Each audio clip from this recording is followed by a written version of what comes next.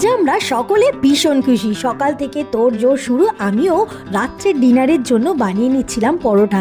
এখানে দেখো আমি প্রায় 36টা পরোটা বানিয়ে নিয়েছিলাম আটা ময়দার মেশানো।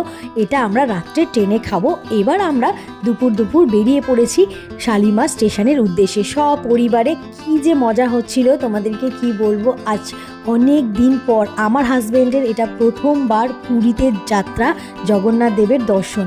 যাই হোক, আমরা সকলেই খুব আনন্দ নিয়ে বেরিয়ে পড়লাম শালিমারের উদ্দেশ্যে। আমাদের ট্রেনটা ছিল শালিমার স্টেশনে। খুবই আনন্দ করতে করতে ভিক্টোরিয়ার পাশ থেকে দেখতে দেখতে আমরা তাড়াতাড়ি পৌঁছে যাই শালিমার স্টেশনে। তবে তোমাদেরকে কি একটা ঘটনার কথা বলবো যেটা আমাকে খুবই কষ্ট দিয়েছিল। প্রায় অনেকগুলো মানুষকে আমি অভুক্ত রেখেছিলাম। ঘটনাটা তোমাদের সঙ্গে এর পরের ব্লগেই আমি শেয়ার করব। দেখো, বলতে বলতেই আমি চলে এসেছি শালিমার স্টেশনে। আমাদের গাড়ি ঢুকছে এবং আমাদের যে পুরী জগন্নাথ এক্সপ্রেস সেটাও কিন্তু স্টেশনে ঢুকছে।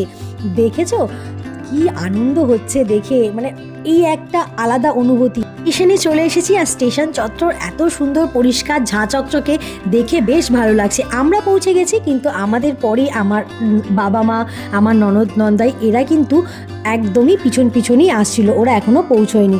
যাই হোক, আমরা পৌঁছে গেছি। এই দেখো, এবার হচ্ছে ট্রেনেও উঠবো।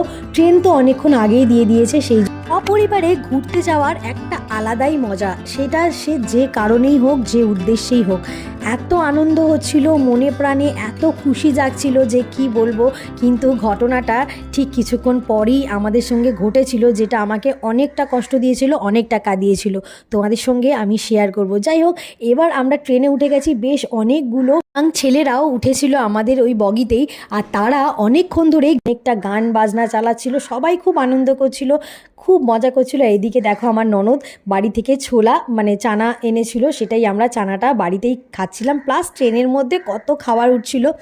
এটা এতটা টেস্টি ছিল, এই যেটা দেখছো তোমরা, এটা এটা ভেজিটেবল চপটা খুবই টেস্টি। আমি ভাবিনি যে এতটা টেস্টি হবে ট্রেনের খাবার।